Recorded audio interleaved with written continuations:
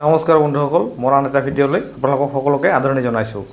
আজি আৰু এটা নতুন বিষয়বস্তু লৈ আপোনালোকৰ সন্মুখত উপস্থিত হৈছোঁ। ইতিমধ্যে আপোনালোকে গম পাইছে যে আজিৰ পৰা আৰম্ভ হৈছে অসম চৰকাৰৰ সৰ্ববৃহৎ যিখন ডিবিটি অৰ্থাৎ প্ৰত্যক্ষ লাভালাভ হস্তান্তৰ আঁচনি অৰুণোদয় 3.0। অৰুণোদয় আঁচনিখন যিটো তৃতীয়বাৰৰ কাৰণে অসম চৰকাৰে আৰম্ভ কৰিলে, ইয়াৰ নিশ্চয় আপোনালোকে গম পাইছে। আহক আমি এই আঁচনিখনৰ সবিশেষ জানি লওঁ। হয় বন্ধুসকল, অৰুণোদয় আঁচনিৰ মুঠ হিতাধিকাৰী নতুনকৈ হ'ব 37.2 লাখ।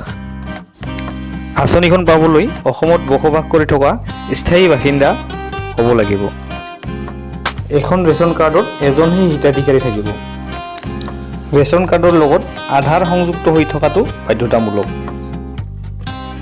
সকলোতকৈ ডাঙৰ কথা, অৰুণোদয় 3ৰ সুবিধা পাবলৈ যিখিনি এক্সিষ্টিং অৰ্থাৎ পাই থকা অৰুণোদয় হিতাধিকাৰী আছে তেওঁলোকেও নতুনকৈ এপ্লাই কৰিব লাগিব।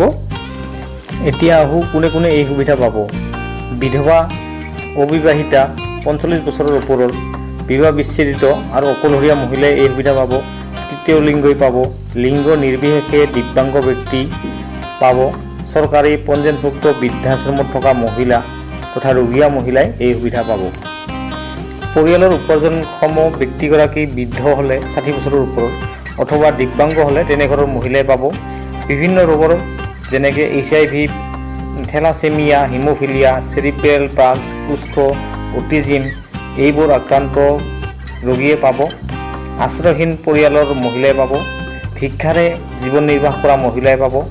অন্তৰীয়া অন্ন যোজনাৰ মহিলা হিতাধিকাৰীয়ে পাব।